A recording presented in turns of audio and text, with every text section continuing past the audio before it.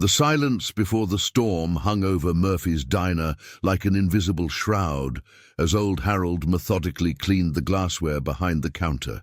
His slicked-back grey hair and spotless waiter uniform revealed nothing but decades of dedicated service in that small neighborhood restaurant. His wrinkled, yet surprisingly steady hands moved with military precision, a detail unnoticed by the regular patrons. The golden light of late afternoon filtered through checkered curtains, creating a cozy atmosphere that completely masked what was about to unfold. No one could have imagined that this 67-year-old man harbored secrets capable of turning an ordinary night into something extraordinary. The regulars at Murphy's had known Harold for over 15 years, ever since he appeared in town with little explanation about his past.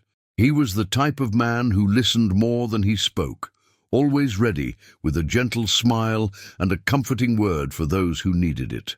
Local families considered him part of the restaurant's furniture, a reassuring presence who ensured their burgers arrived hot and their worries were received with infinite patience. But there was something in Harold's blue eyes that hinted at unexplored depths, an intensity that emerged only in moments of absolute focus. It was as if he constantly evaluated every entrance, every movement, every person who walked through that door, a habit his coworkers simply attributed to professional dedication. The diner functioned as the social heart of that small American community, where retirees played chess at the back tables and young couples shared milkshakes on nostalgic dates. Harold knew every regular's life story, their food preferences, family issues, and small everyday victories. He had comforted lonely widows, celebrated teenage graduations, and offered practical advice to businessmen in crisis. All these years, no one ever questioned why such an obviously educated and intelligent man chose to spend his golden years serving tables instead of enjoying a comfortable retirement. The answer to that question was about to be revealed in a way no one could have anticipated. As Harold arranged the dinner menus, a familiar feeling ran down his spine, the same instinct that had kept him alive in distant battlefields decades ago. His fingers hesitated for a fraction of a second above the counter, and his eyes instinctively turned toward the restaurant's main entrance. Something in the air was shifting, an electric tension that only men with his training could detect before it manifested visibly. He continued his duties with apparent normalcy, but every muscle in his body silently prepared for what his experience told him was coming. Murphy's diner was about to become the stage for events that would test boundaries Harold had sworn never to cross again. The deafening roar of Harley-Davidson engines tore through the street's silence like a declaration of war, making the windows of Murphy's diner tremble in their frames. 3 men dismounted their bikes with the arrogance of those used to ruling through fear, their leather jackets bearing patches identifying them as part of one of the region's most feared gangs. The leader, a burly man with tattoo-covered arms and a scar running from temple to chin, shoved the door open with unnecessary force. The entrance bell rang almost comically in contrast to the heavy atmosphere the trio brought with them. Harold kept drying glasses, but his eyes scanned every detail of the newcomers with military-grade precision. The lively conversation among the regulars died instantly, as if someone had flipped a switch. The elderly couple in the corner lowered their eyes to their plates, while the businessman reading the paper folded it with visibly trembling hands. Even the children playing at the back sensed the shift in the air and instinctively moved closer to their parents. The air conditioning seemed to have stopped working, and a suffocating heat of tension filled the space. Harold observed his customers' reactions with a mix of paternal protectiveness and something far more dangerous glinting in his blue eyes. "Hey, old man!" the gang leader shouted, addressing Harold with a cruel smile that never reached his dark eyes. "We need a table, and it better be the best one you've got in this filthy dump." His companions laughed loudly, a harsh sound that echoed through the diner like rocks dragging across concrete. Harold carefully placed the glass he was drying on the counter and approached the men with measured steps, his posture still displaying the usual professional deference. But something had changed in his expression, a barely perceptible hardness that hinted those men had just awakened something best left asleep. The three gangsters spread through the restaurant, like predators marking territory, their eyes scanning every corner with the confidence of men who had never faced real resistance. The largest of them, nearly 2 meters tall, with fists the size of hammers, intentionally knocked over a salt shaker from an empty table, watching Harold with malicious anticipation. The second, slimmer but with eyes gleaming with refined cruelty, began whistling an irritating tune while tapping his fingers on the nearest table. Harold stepped in to clean the spilled salt, and at that moment, the gang leader got his first clear look into the old waiter's eyes, and for a split second something primal in his brain sent out a warning he chose to ignore completely. The humiliation began subtly, like a slow leak, before it becomes a devastating flood. The gang leader, who introduced himself as Tank, ordered Harold to bring the most expensive item on the menu, only to tear it to pieces right in front of the elderly waiter's face. "Oops," he said with a sadistic smile. "My hand slipped. Looks like you'll have to clean up this mess, Grandpa." The shredded paper floated to the ground like macabre confetti, each piece representing another layer of dignity they intended to strip from Harold. The veteran bent down to gather the fragments with the same patience he had shown in freezing trenches, where survival depended on keeping calm when everything around collapsed. But his fingers gripped the pieces with a strength that could crush bones. The second gangster, known as Viper, took the cruelty up a notch by deliberately spilling his soda over Harold's freshly polished shoes. "Too bad. Looks like you'll need to clean that up too," he said with a laugh that sounded like breaking glass. "Hope you got knee pads, 'cause you'll be spending a lot of time on the floor today." Harold picked up a clean cloth and began wiping the sticky liquid, every movement calculated and precise, like disarming a bomb rather than cleaning a spill. The other customers watched in horrified silence, some whispering about calling the police, but all frozen by the fear of what might happen if they interfered. What they didn't know was that Harold was mentally cataloguing each insult, each humiliating gesture, each face, data that could one day prove very useful. The third member of the gang, a short and stocky man known as Bulldog, decided it was his turn to shine in the cruel performance. He began imitating the way Harold walked, exaggerating a slight limp caused by an old war injury few knew about. "Look at how the old man walks," he mocked loud enough for the entire restaurant to hear. "Looks like someone needs a walker."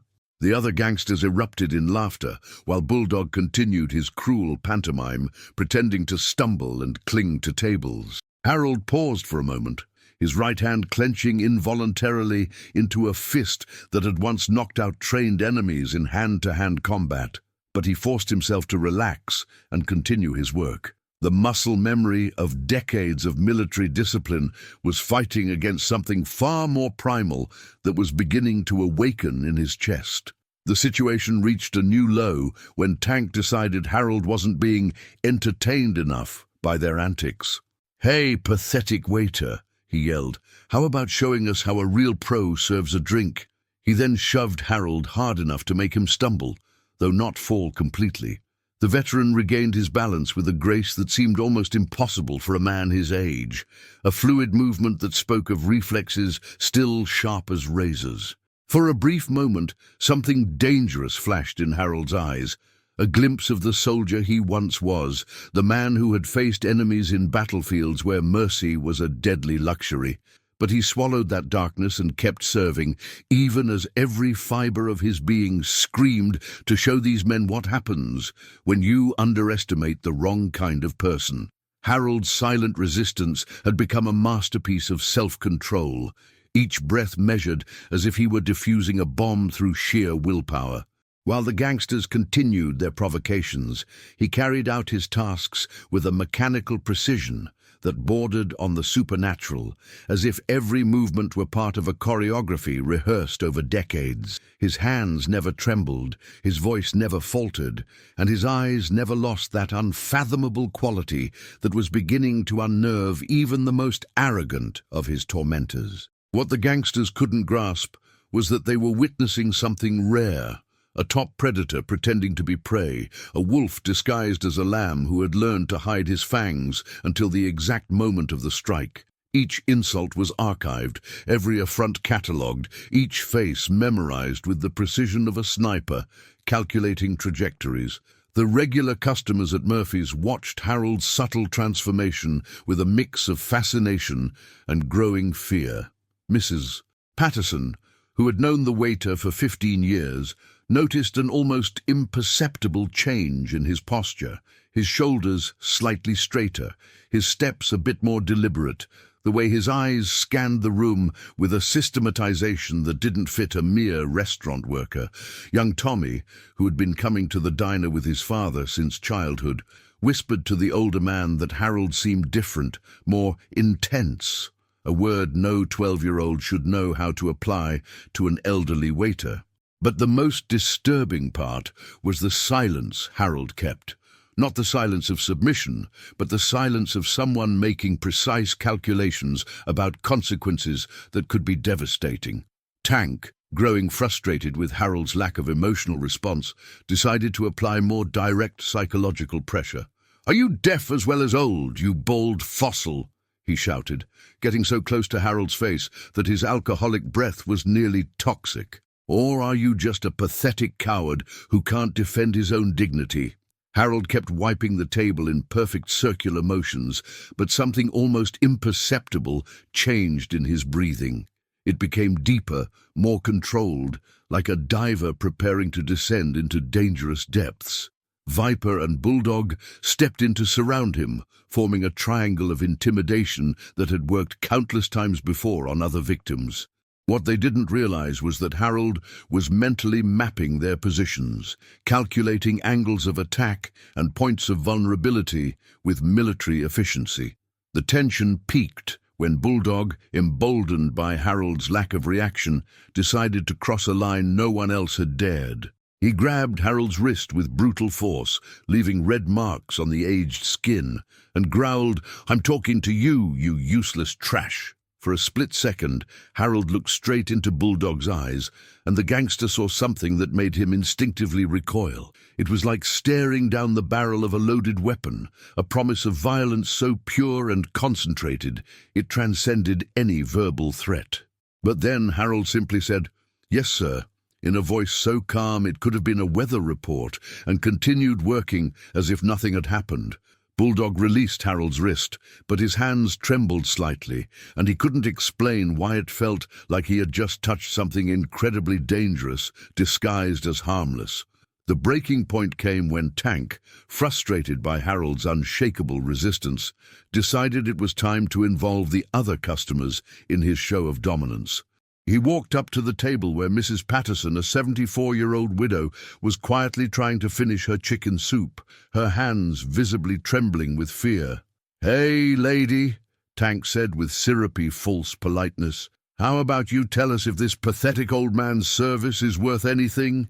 Mrs. Patterson lowered her eyes, but silence wasn't enough for Tank.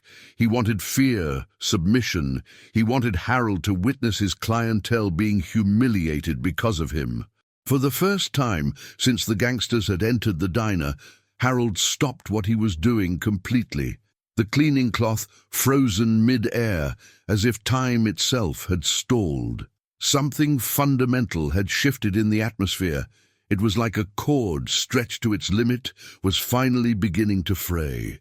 Terror spread through the restaurant like wildfire when Viper approached a young mother trying to soothe her two small children who had begun quietly crying. "Maybe you should find somewhere more appropriate to eat," he said with a smile that turned seemingly polite words into veiled threats. "It's not safe for kids to be in places where the service is so inadequate." The mother hugged her children tighter, her eyes welling with tears of desperation and helplessness. It was in that moment that Harold placed the cloth carefully on the counter, every movement deliberate and final, like a soldier checking his weapon before a mission. The regular customers who had known him for years had never seen that expression on his face. It wasn't anger. It was something far colder and infinitely more dangerous. Bulldog, drunk on the power he felt over the room, made the fatal mistake of addressing young Tommy, who was sitting at a nearby table with his father. "And you, kid?" he asked, in a voice that made the words sound like physical threats. "How about you tell us what you think of this third-rate service?" Tommy's father tried to shield his son, but Bulldog shoved him back into his chair with unnecessary force. "I'm not talking to you, weakling. I'm talking to the boy." Tommy, just 12, began to cry silently, and that was the moment something inside Harold finally gave way. It wasn't a dramatic outburst or a fit of uncontrollable rage. It was something far more terrifying, the silent transformation of a man who had decided that certain lines could not be crossed without consequence. Harold walked toward the center of the diner with footsteps that echoed like war drums, each movement radiating an authority that seemed to come from his very bones. "Gentlemen," he said in a voice that had once commanded soldiers on battlefields, "I suggest you focus your attention on me and leave my customers alone." For the first time since they had entered Murphy's, the three gangsters felt something they hadn't experienced in years, a flicker of genuine uncertainty. There was something in the way Harold stood, in how he distributed his weight, in how his eyes assessed each of them individually, that suggested they had just awakened something best left dormant. Tank laughed, but the laugh was forced. And when he looked at Harold again, he saw a completely different man, not an elderly, harmless waiter, but something far older and infinitely more dangerous. The first sign that Harold was not what he seemed came when Tank tried to shove him again, but this time met resistance, not the weak resistance of an old man, but something solid and immovable, like a concrete wall. Harold had subtly shifted his stance, distributing his weight in a way any hand-to-hand combat instructor would instantly recognize as an advanced defensive posture. When Tank applied force, Harold simply absorbed the impact without stepping back an inch, his feet rooted to the floor with the stability of decades of military martial arts training. "Interesting," Harold murmured, his voice now carrying a quality that made the hair on Tank's neck stand on end. For a moment, the roles reversed. Tank found himself looking up into Harold's eyes, and what he saw there made him question everything he'd assumed about the man since stepping inside the diner. Viper, sensing the subtle shift in power, decided to test Harold more directly. He pretended to trip and accidentally knocked over a stack of plates, expecting Harold to kneel and clean them up as before. But Harold didn't move. Instead, he looked down at the shattered porcelain with the same clinical expression a bomb technician might use when inspecting a suspicious device. "What a shame," said Harold. "Those plates were a gift from my first regular customer, Mrs. Henderson. She passed away last year." There was something in how he said it, not sadness, but a factual statement laden with unspoken implications. Viper felt a chill run down his spine when he realized Harold was looking at him as if memorizing every detail of his face for later use. Bulldog, the least perceptive of the three, mistook Harold's shift in demeanor as an opportunity to reclaim control. He crept up from behind, planning to put Harold in a chokehold he'd used to intimidate dozens of victims before. But the moment his fingers touched Harold's shoulder, something extraordinary happened. Harold moved. It wasn't a desperate or clumsy reaction, but a smooth, controlled pivot that broke Bulldog's grip and left him slightly off balance. To the watching customers, it seemed like Harold had merely turned to face him, but to anyone trained in combat, the motion was a flawless display of military evasion. Bulldog blinked, confused, unable to understand how Harold had slipped out of reach so effortlessly. The entire mood in the diner changed as Harold began to speak in a voice that carried the weight of decades of unquestionable authority. "Gentlemen, you seem to be under the impression that I'm just an elderly waiter," he said, each word enunciated with military precision. Allow me to clarify a few things about hospitality. He began to move through the restaurant with a fluidity that defied his apparent age, collecting the broken dishes with motions that felt choreographed. But there was something hypnotic in how he moved, every step calculated, every gesture efficient, as if performing a deadly dance in slow motion. The three gangsters found themselves watching Harold with a focused attention they couldn't explain, a primitive part of their brains, recognizing that they were now in the presence of a predator who had spent decades perfecting his craft. The old waiter was gone, and in his place stood someone who radiated a silent danger that made the very air in the diner feel electrified. The moment of truth came, when Tank, frustrated and confused by Harold's sudden transformation, decided to end the charade once and for all. He drew a .45 pistol from inside his leather jacket and aimed it directly at Harold's chest, with the confidence of someone who had used that weapon to solve problems many times before. "No more games, old man," he growled. "Now you're going to show us where the money is, or I'll decorate these walls with your brains." But then something impossible happened. Harold smiled, not a nervous or fearful smile, but a genuine one steeped in decades of deadly secrets.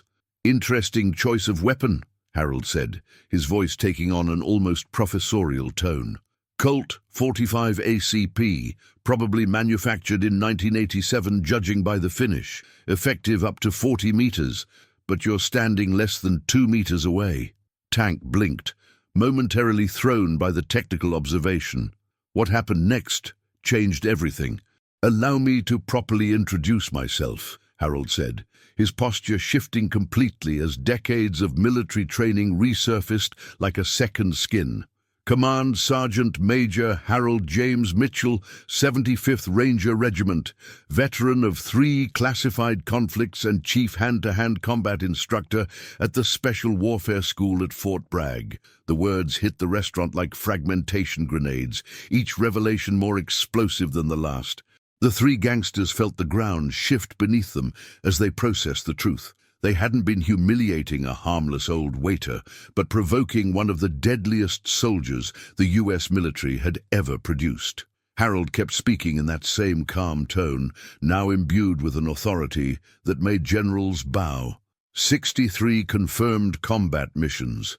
Specialist in high-value target neutralization. More military commendations than you have functioning brain cells. Viper, scrambling to process the impossibility of it all, stammered, That can't be. You're just a pathetic waiter in some third-rate diner." Harold chuckled softly, a sound that carried echoes of faraway battlefields where men like them wouldn't have lasted 5 minutes. 15 years serving in this establishment," he confirmed. 15 years trying to forget what I was capable of when necessary. 15 years trying to just be Harold, the kind waiter who pours coffee and listens to problems. His eyes scanned the 3 men with the clinical precision of a surgeon preparing for an operation. "But you decided I needed to remember. Decided that 15 years of peace were enough." The temperature in the diner seemed to drop several degrees when Harold added, "Thank you for the reminder." Bulldog, the least intelligent of the trio, made the fatal mistake of trying to flee. But his legs didn't quite respond. Harold had moved, not with a sprint or a lunge, but with a fluid repositioning that blocked the exit as naturally as a shadow following light. "Where do you think you're going?" he asked, his voice laced with a genuine amusement far more terrifying than any shouted threat. "We're not done with our little talk about hospitality." Tank, desperate to regain control, raised his pistol with shaking hands. "I don't care who you used to be, old man. I've still got the gun." Harold nodded thoughtfully, as if pondering a math problem.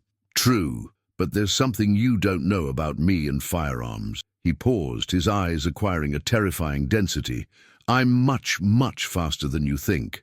What happened next defied physics and probability in ways the 3 gangsters would never forget for however long they had left to live. Harold moved with a speed that seemed impossible for a man his age, but perfectly normal for someone who had trained his reflexes to operate faster than conscious thought. In less than 2 seconds, Tank's gun was on the ground, his arm twisted at an angle that suggested at least one fracture, and Harold stood behind him in a joint lock capable of shattering bones with the slightest effort. "Rule number 1 of close quarters combat," Harold said conversationally, as if delivering a lecture. "Never point a gun at someone unless you're absolutely sure you can use it faster than they can take it away from you." Tank groaned in pain, but Harold wasn't done teaching.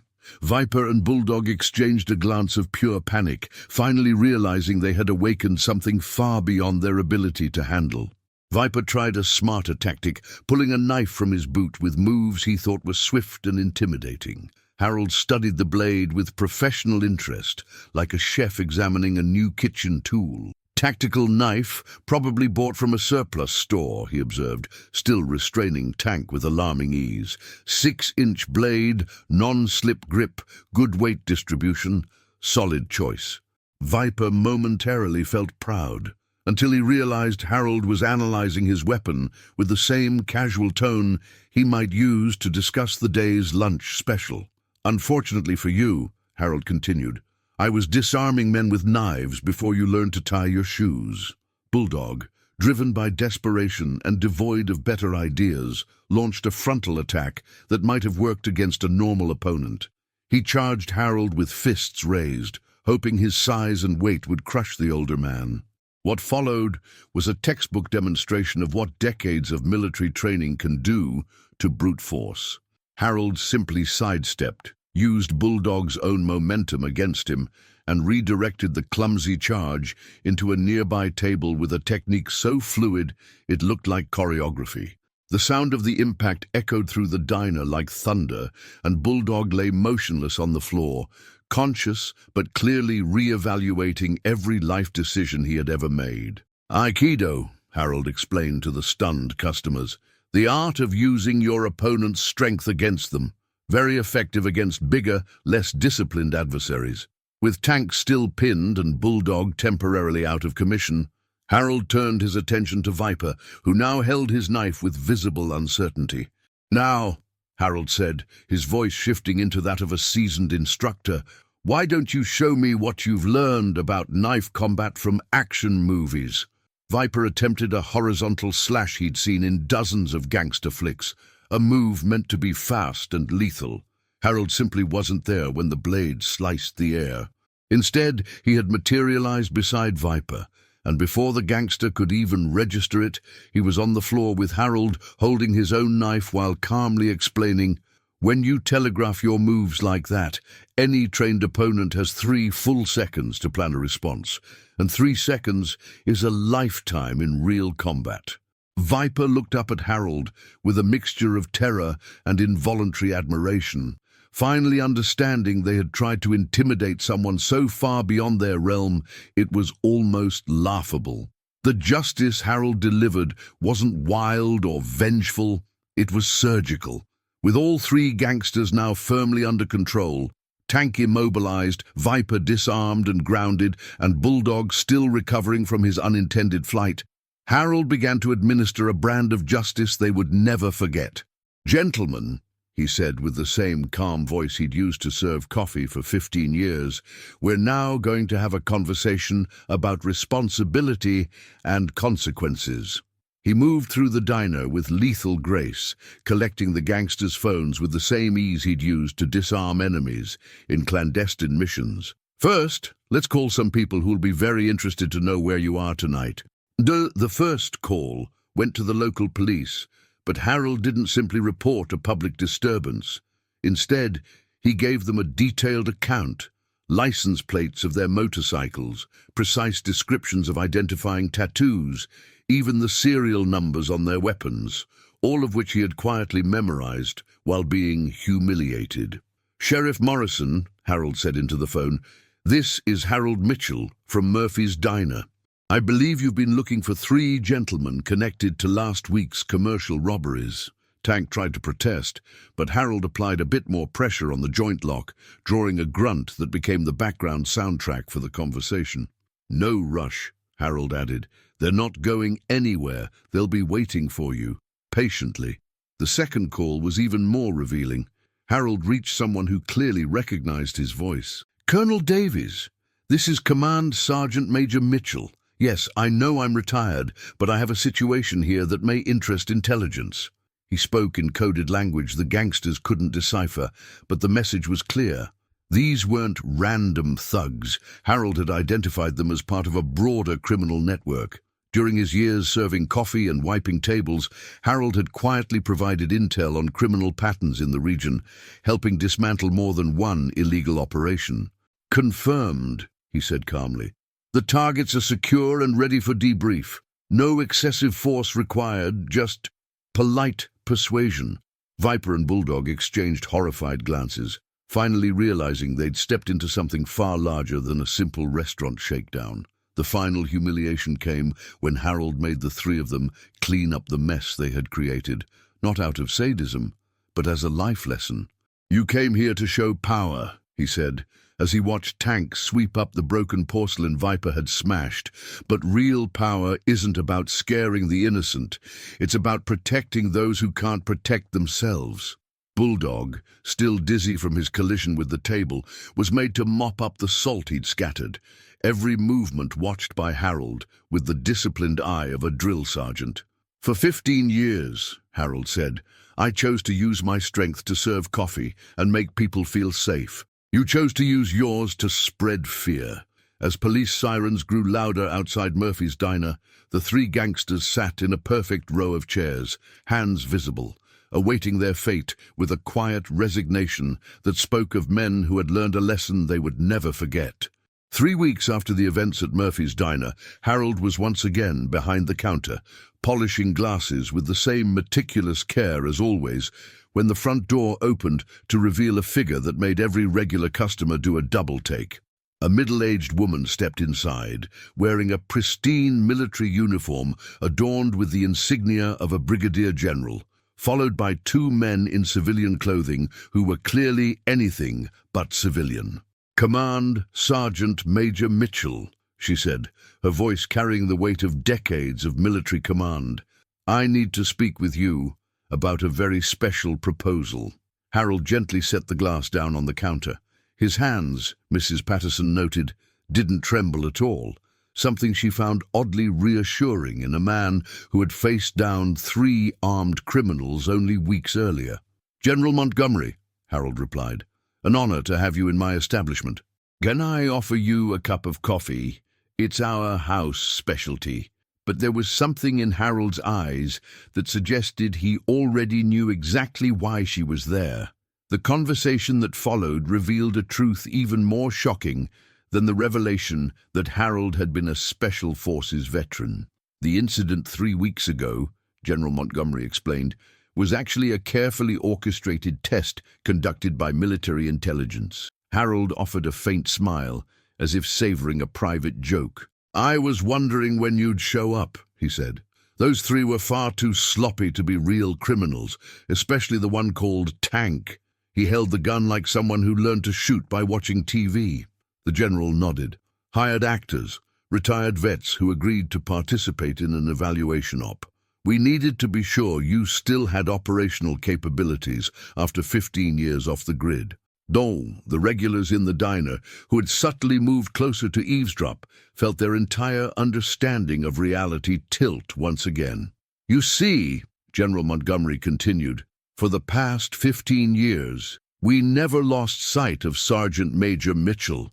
Every report you sent about local criminal activity, every observation about suspicious patterns, every bit of intelligence you passed along while pouring coffee, it was all part of a long-term operation that helped dismantle 3 major criminal networks. Harold had been working for the government all along. Murphy's diner was, in fact, a perfectly disguised observation post that allowed him to monitor illegal activity without raising suspicion.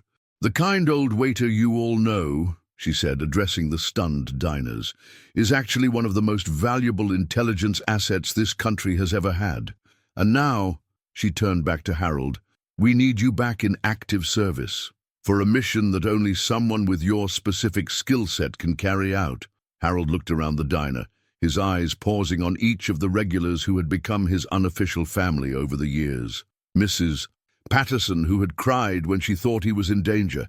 Young Tommy, who saw him as a grandfather figure. The young mother with her 2 children, who always found comfort in Harold's kind words during difficult days. "General," he said at last, "I appreciate the trust the government still places in me, but my answer is no." The surprise on General Montgomery's face was evident, but Harold continued. "Over these past 15 years, I've learned that there are many ways to serve your country.